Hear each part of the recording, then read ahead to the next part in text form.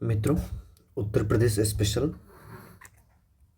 का आज पहला लेक्चर है। जो मैंने दिन भर पढ़ा वो आपके साथ साझा करता हूँ। ठीक है। सबसे पहले हमने देखा कि प्रदेश का नाम कब क्या क्या था। अब इसको समझने के लिए हम एक चीज़ समझेंगे कि इंडिया में जब ब्रिटिश आए तो सबसे पहले उनका पावर सेंटर जो था वो कलकत्ता में था। ठीक। तो कलकत्ता से आगरा, यहाँ कलकत्ता था, यहाँ था आगरा, थोड़ा उत्तर और पश्चिम पड़ता था। ठीक, उत्तर और पश्चिम। इसीलिए 1836 में उत्तर प्रदेश का नाम उत्तर पश्चिम प्रांत रखा गया। 1877, ये आप कैसे याद करेंगे? 1877 में ब्रिटिश महारानी को भारत का कैसरे हिंद की उपाधि घोषित की गई थी और दिल्ली दरबार लगाया गया था। तो उसी साल, जिस साल दिल्ली दरबार लगाया गया, उस साल उत्तर प्रदेश में उत्तर पश्चिम प्रांत एवं अवध जोड़ दिया गया। क्यों? क्योंकि 1856 में आपने पढ़ा होगा लॉर्ड डलहौजी ने अवध का विलय किया था 1856 में। तो अब अवध भी ब्रिटिश प्रांत का हिस्सा हो गया था। उत्तर पश्चिम प्रांत पहले से ही था, 1836 से ही था। तो 1877 में उधर केसरी हिंद की उपाधि ब्रिटिश महारानी को दी गई और इधर अवध जोड़ के उत्तर प्रदेश थोड़ा बड़ा हो गया, उत्तर पश्चिम प्रांत प्लस अवध। ठीक। अब 1902 आते हैं।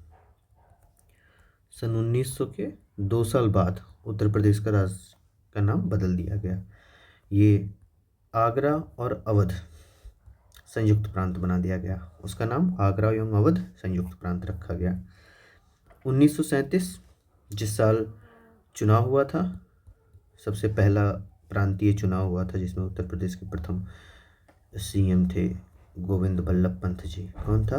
गोविंद बल्लभ पंत। ठीक। तो 1937 में इसका नाम पड़ा संयुक्त प्रांत और 24 जनवरी 1950 को इसका नाम पड़ा उत्तर प्रदेश। ठीक है। एक क्विक रिवीजन करते हैं नाम का। 1836 उत्तर और पश्चिम प्रांत, उत्तर पश्चिम प्रांत। ठीक। 1877 आता है केसरी हिंद की उपाधि वाला। उत्तर और पश्चिम प्रांत में आप अवध जोड़ देंगे। ठीक। अब 1902 आता है। 1900 के 2 साल बाद अवध का नाम जुड़ा था, तो यहाँ आगरा, जो पहले राजधानी होती थी, आगरा प्लस अवध संयुक्त प्रांत, यहाँ से नाम हुआ। और फिर 1937 आया, केवल और केवल संयुक्त प्रांत, और 24 जनवरी 1950 को नाम पड़ गया उत्तर प्रदेश। ठीक। अब प्रदेश की राजधानी देखते हैं कब क्या क्या थी। 1836 में आगरा।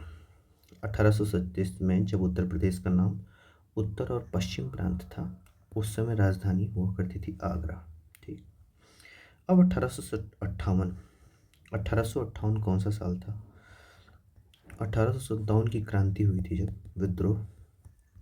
इसके 1 साल बाद 1858 में भारत पर कंपनी का शासन खत्म करके ब्रिटेन का शासन किया गया और इसी साल चेंज किया गया कि अब बोर्ड ऑफ गवर्नर और कंट्रोल ये सब हट के सचिव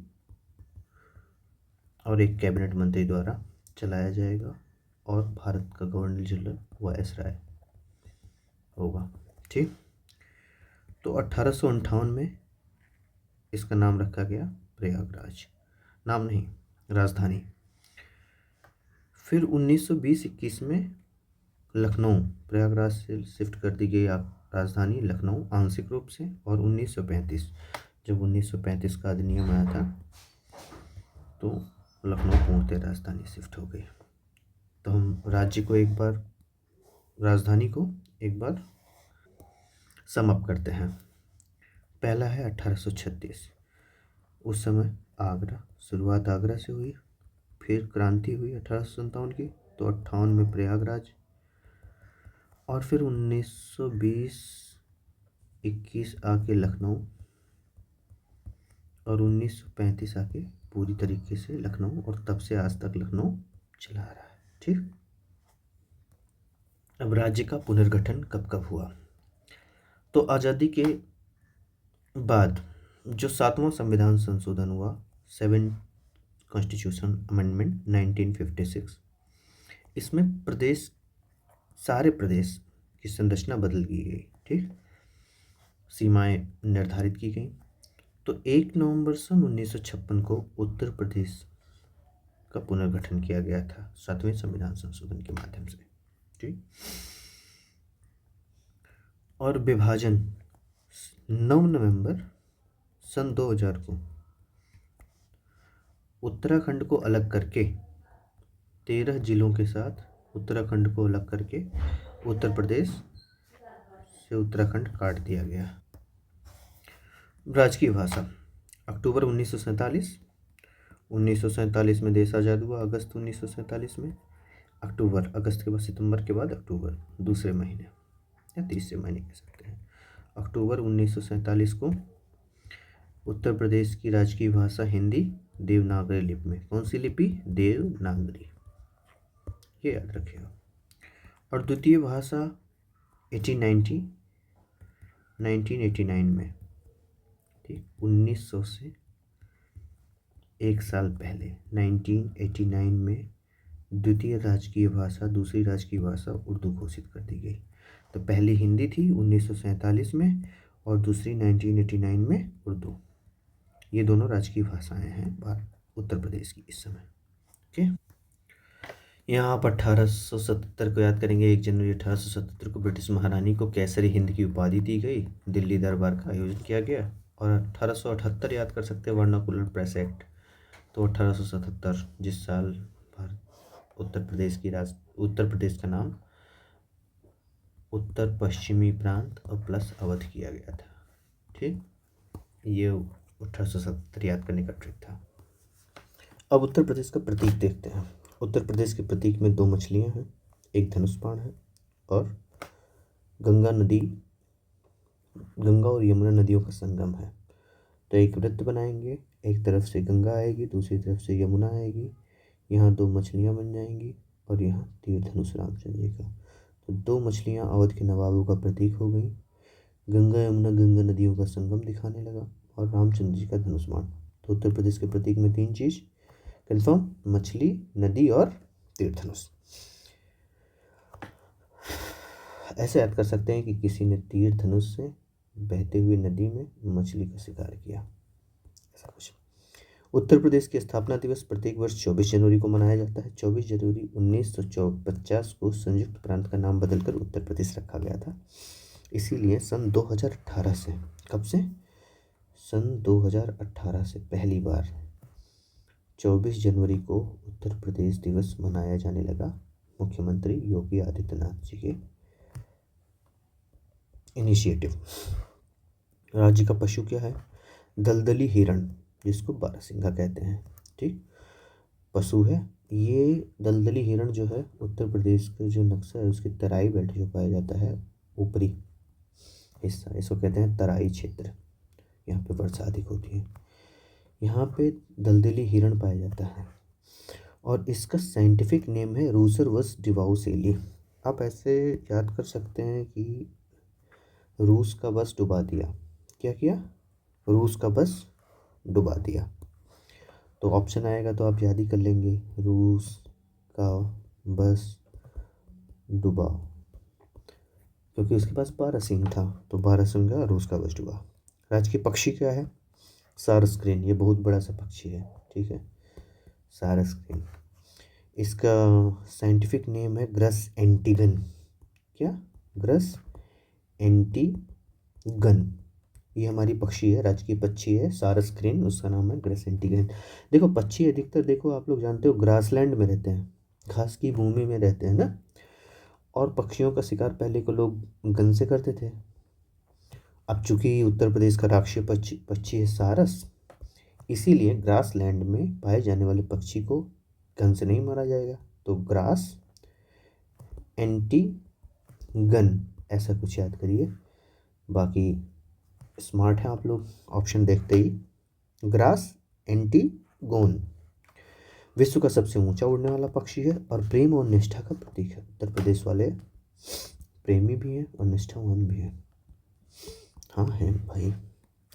राज्य की मछली है भारतीय पंखधारी चीतल मछली।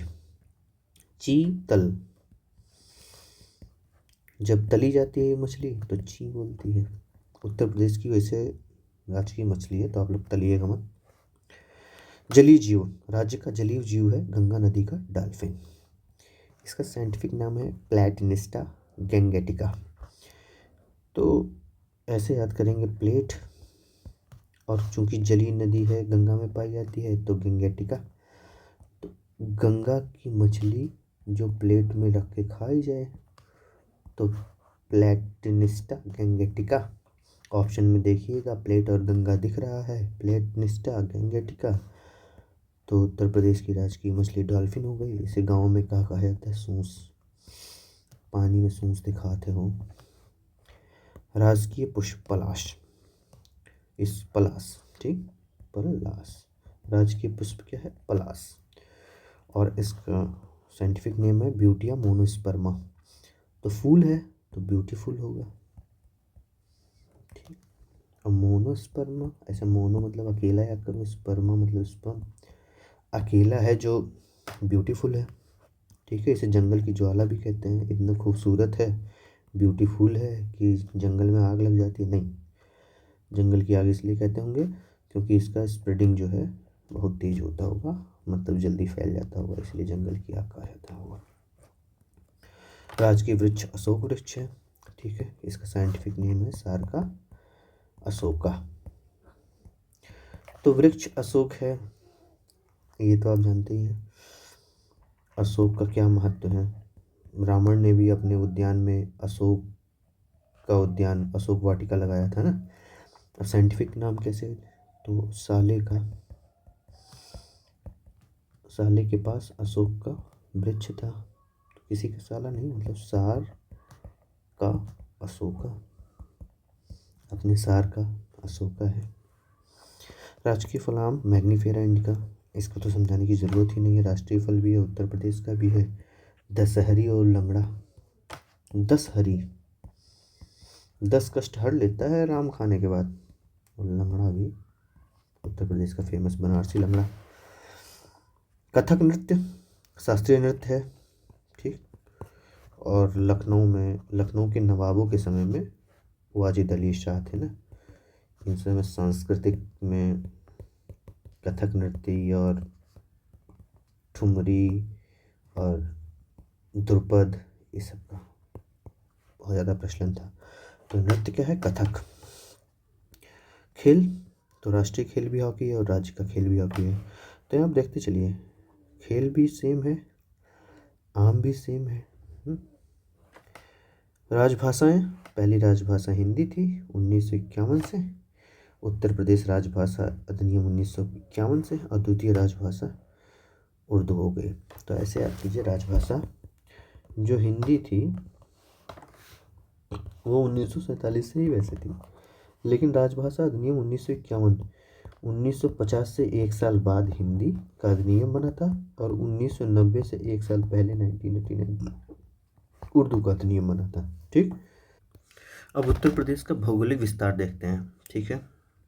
तो अक्षांश और देशांतर आप समझते ही हैं। अगर ग्लोब है पृथ्वी, तो इस पे खड़ी रेखाओं को देशांतर रेखाएं कहते हैं, और इसी ग्लोब में इसे लेटी रेखाओं को अक्षांश कहते हैं। तो अक्षांशीय विस्तार ये बताता है कि किस अक्षांश से लेकर किस अक्षांश तक उत्तर प्रदेश फैला हुआ है। तो 23 डिग्री 52 मिनट यानी 23.5, कितना? 23.5 से लेके 31 डिग्री 28 मिनट तक है। तो आप ऐसे याद करेंगे, 23 डिग्री 52 मिनट माने 23.5 डिग्री, वो कर्क रेखा वाली। तो ऐसा समझो कि अप्रॉक्स कर्क रेखा के आसपास से गुजरती है। और 31 डिग्री 28 मिनट, 8 डिग्री ऊपर जाती है। 23.5 में से 8 जोड़ा जाए तो 31.5 आएगा, लेकिन 31 डिग्री 28 मिनट पे ही रुक जाती है। ठीक, अब आप देशांतरीय विस्तार देखिए नॉर्थ साउथ का, तो 77 से शुरू होकर 84 तक जाता है। कहाँ तक? और 77 डिग्री 05 मिनट या 3 मिनट, और 84 डिग्री 39 मिनट, 8439। ठीक, तो ये आपको कैसे याद करना है, ये तो रटना ही पड़ेगा। अब देखिए सबसे पूर्वी जो जिला है वो है बलिया, जो आप 84 डिग्री 39 मिनट जो आप देखते हैं वो बलिया का है। और सबसे पश्चिमी जो जिला है वो है शामली।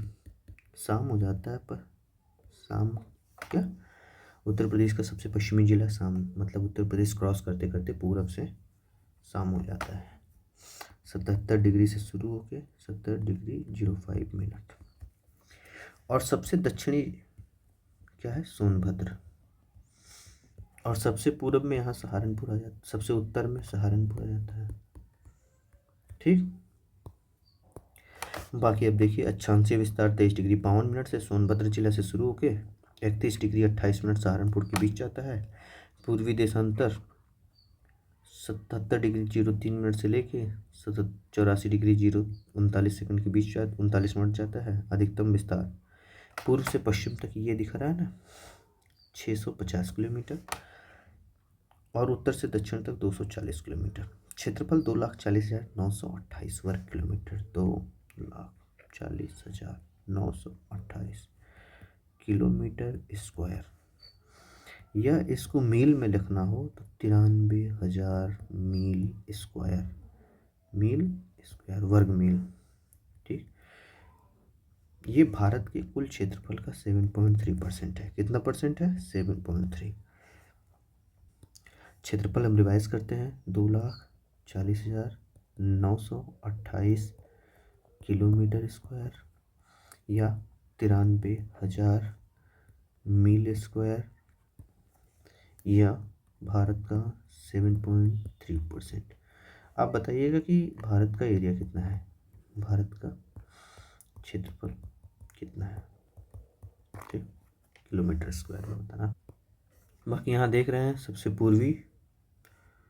सबसे पूरब में बलिया, पश्चिम में शाम, सोनभद्र से सहारनपुर, सोना का सहारा और बलिया खा के पार की यूपी को तो शाम हो गई। पूरब से चले बलिया खा के सुबह सुबह, शाम को पश्चिम पहुँचे शाम हो गई। दक्षिण में या उत्तर से शुरू करते हैं, सहारनपुर, सहारा किसका था, नीचे जाने के लिए सोने का, सोनभद्र में सोना पाना था, इसीलिए हम सहारनपुर से निकले और सोनभद्र पहुंच गए। तो जनरल फैक्ट देख लेते हैं। मध्य प्रदेश राज्य से 3 तरफ से घिरा जिला कौन सा है? ललितपुर। ठीक है, ये जिला है, ये ललितपुर। इधर से मध्य प्रदेश, ये भी मध्य प्रदेश, ये भी मध्य प्रदेश। ठीक, उत्तर प्रदेश के साथ सबसे लंबी सीमा साझा करने वाला प्रदेश कौन सा है? मध्य प्रदेश। यहाँ से शुरू होकर यहाँ तक जाता है। उत्तर प्रदेश के साथ सबसे छोटी सीमा साझा करने वाला प्रदेश कौन सा? हिमाचल प्रदेश। ये है जो केवल सहारनपुर से साझा करता है यहाँ। ठीक, हिमाचल प्रदेश। तो अगर आपको जम्मू कश्मीर जाना हो तो सहारनपुर से सीधे हिमाचल प्रदेश और वहाँ से सीधे जम्मू कश्मीर। ठीक, एक ही स्टेट क्रॉस करना पड़ेगा, सीधे जम्मू कश्मीर पहुँच जाएंगे। शॉर्टेस्ट पाथ है, जैसे यूपीएससी में पूछते हैं। उत्तर प्रदेश का सहारनपुर जिला इनसे सीमा साझा करता है, हरियाणा, उत्तराखंड और हिमाचल प्रदेश। मतलब ये सहारनपुर जिला इधर उत्तराखंड से, इधर हिमाचल प्रदेश से और इधर हरियाणा से 3 स्टेट के साथ सीमा साझा करता है। उत्तर प्रदेश के सबसे ज़्यादा जिलों से सीमा साझा करने वाला राज्य मध्य प्रदेश है, 11 जिले। ये सबसे लंबी सीमा भी थी क्योंकि 11 जिलों से टच करता है। उत्तर प्रदेश का सबसे कम जिलों से सीमा साझा करने वाला जिला ललितपुर। ठीक है ना, क्योंकि ललितपुर केवल और केवल झांसी के साथ, इधर पूरा एमपी के साथ सीमा साझा करता है, और उत्तर प्रदेश का एक जिला टच करता है, वो है झांसी। ठीक है, तो ललितपुर किससे टच करता है? उत्तर प्रदेश में केवल और केवल झांसी से जुड़ा है बस, और किसी जिले से नहीं जुड़ा हुआ। बाकी सब मध्य प्रदेश में है। तो मध्य प्रदेश सबसे बड़ी सीमा कौन सा प्रदेश उत्तर प्रदेश से सबसे बड़ी सीमा साझा करता है? मध्य प्रदेश। सबसे बड़ी सीमा 11 जिले और 3 तरफ से घेरा जो है, मध्य प्रदेश ने 3 तरफ से घेरा है किसको? ललितपुर को। और ललितपुर एक तरफ जो है झांसी से जुड़ा है, एक तरफ क्या है? झांसी से। ठीक, थैंक यू। तो ये उत्तर प्रदेश के सीमावर्ती जिले देखते हैं। ठीक है, तो सबसे पहले हम पूर्वी क्षेत्र से शुरू करते हैं। ठीक, अब पूर्व में आता है बिहार और झारखंड। ठीक, 2 जिले हैं, 2 प्रदेश हैं जो उत्तर प्रदेश को टच करते हैं। तो झारखंड तो अकेले सोनभद्र को ही टच करता है, केवल और केवल सोनभद्र। ठीक, जैसे हिमाचल प्रदेश केवल और केवल सहारनपुर को टच करता है, वैसे झारखंड अकेले के लिए सोनभद्र को टच करता है। लेकिन बिहार जो है वो कुशीनगर से लेकर सोनभद्र तक आता है। कौन कौन सा है? कुशीनगर, देवरिया, बलिया, गाजीपुर, चंदौली और सोनभद्र। अब हम याद कैसे करेंगे? ऐसा कुछ याद करो कि कुश थे, लौह कुश में कुश थे। कुशदेव के पास बहुत बल था बलिया में। ठीक, इन्होंने कहा सारे गाजी लोगों को पहले चंदन लगाओ, जब चंदन लगा दो यानी कि हिंदू बना दो, तब सोनभद्र में भेज देना खदानों में काम करने के लिए। कोयले की खदानें हैं, तो कुशदेव बल से गाजी लोगों को चंदन लगाया, मतलब हिंदू बनाया, चंदौली का चंदन, और फिर सोनभद्र में भेज दिया। ठीक, ये है बिहार का, बिहार से सटे जिले। ठीक है, अब हम उत्तराखंड के जिले देखते हैं। ठीक है, सहारनपुर, मुजफ्फरनगर, बिजनौर, मुरादाबाद, रामपुर, बरेली और पीलीभीत। 7 जिले हैं। कितने? 7। ये हो गया सहारनपुर, मुजफ्फरनगर, बिजनौर, मुरादाबाद, रामपुर, बरेली, पीलीभीत। ठीक है, यहाँ से उत्तराखंड शुरू होकर और यहाँ तक जाता है। याद कैसे करेंगे? तो आप ऐसा कुछ ट्रिक अपना सकते हैं कि पीलीभीत यानी पीली, बरेली की बर्फी, पीली बर्फी खिला के रामचंद्र जी से मुराद मांगी। क्या मांगी? मुराद। पीली बर्फी खिला के रामचंद्र जी से मुराद मांगी कि हमको ऐसा एक बीज दीजिए। क्या दीजिए? बीज दीजिए, जिसको अगर बोएं तो मूजा फरे। क्या फरे? मूजा। आपने ओपीओडी में मूज उत्पाद सुना होगा ना, तो क्या फल दे? मूज का फल दे। और उसी मूज के सहारे अपना घर बनाएंगे और ठंडियों में आग जलाएंगे। ठीक, फिर से पीली बर्फी खिला के रामचंद्र जी से मुराद मांगी कि ऐसा बीज दीजिए जिससे मूज फरे और उसी का मुझे सहारा लेना है। सहारनपुर। ठीक, अब पीली बर्फी राम जी से मुराद मांगी कि ऐसा बीज दीजिए जिससे मूजा फरे और उसी का सहारा लो। ठीक, पीलीभीत, बरेली वाली बर्फी, बरेली राम जी से, मुरादाबाद, बिजनौर, मुजफ्फरनगर, सहारनपुर। 7 जिले उत्तराखंड से टच होते हैं। हिमाचल प्रदेश से केवल एक जिला सहारनपुर। ठीक है, अभी आपको बताया था सहारनपुर। हिमाचल प्रदेश से कौन जिला? एक जिला सहारनपुर। अब हरियाणा से सहारनपुर, शामली, बागपत, गौतम बुद्ध नगर, अलीगढ़ और मथुरा। कितने जिले हैं? 6। उत्तराखंड से 7 थे, हरियाणा से केवल 6 हैं। ठीक है, ठीक, याद कैसे करेंगे? ऐसा कुछ सोचिए, सहारा लेना था शाम को बगीचे में किसको? गौतम बुद्ध को। क्या लेना था? सहारा। क्या लेना था? सहारा। कब? शाम को। कहाँ पे? बागपत में, बगीचे में, गौतम बुद्ध को। क्योंकि सुबह उसे अली और मथुरा में श्री कृष्ण जी से जाके मिलना था, तो रात हो गई थी, तो उन्होंने सहारा लिया शाम को ही बगीचे में। कौन? गौतम बुद्ध जी। क्योंकि सुबह सुबह उन्हें अली और मथुरा में कृष्ण से मिलना था। ठीक, क्या? सहारा लिया शाम को बगीचे में, बागपत, सहारनपुर, शामली, बागपत, गौतम बुद्ध नगर, गौतम बुद्ध को क्योंकि सुबह अली और मथुरा कृष्ण से मिलना था। कितने जिले हैं? 6 जिले। ऊपर कितने थे? 7। ठीक, अब दिल्ली से टच होने वाले। दिल्ली से 2 टच होते हैं। क्यों? गौतम बुद्ध और गाजियाबाद। ये दोनों गा गा हैं। गौतम बुद्ध गाजियाबाद, एक था गाजी एक थे बुद्ध।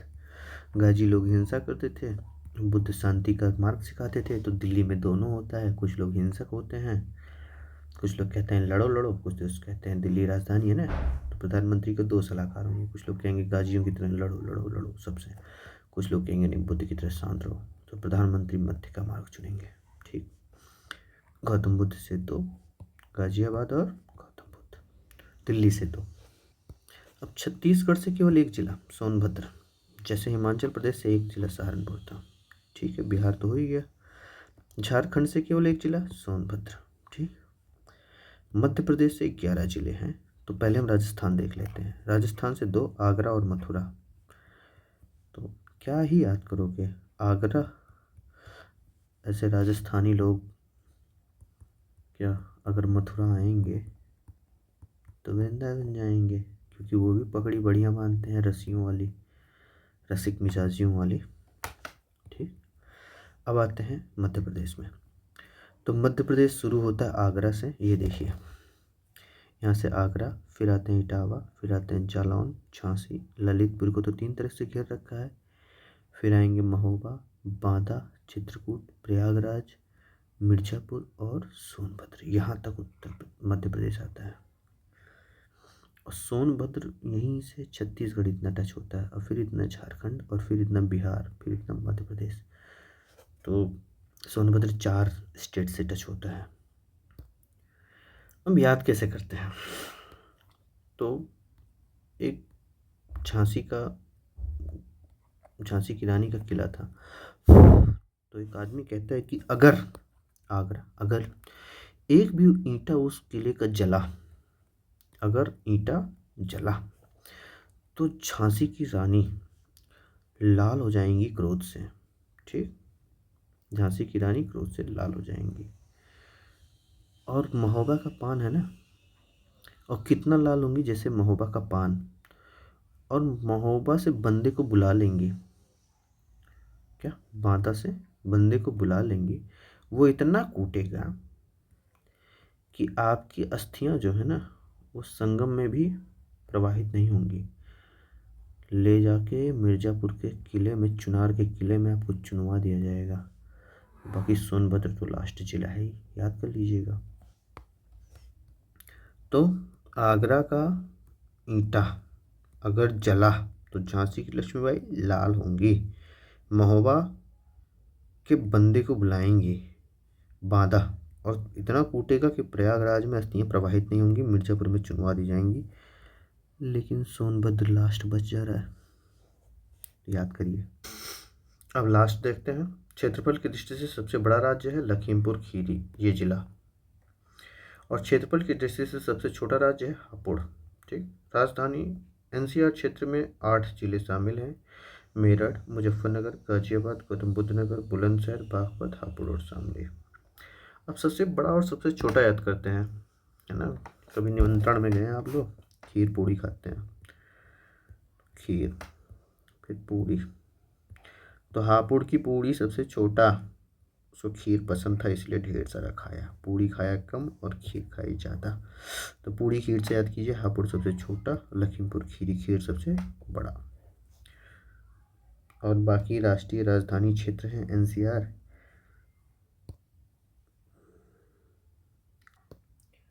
चलो शुरू करते हैं। गौतम बुद्ध शाम को ठहरे मेरठ में ठहरे, शामली शाम को, बागपत बगीचे में।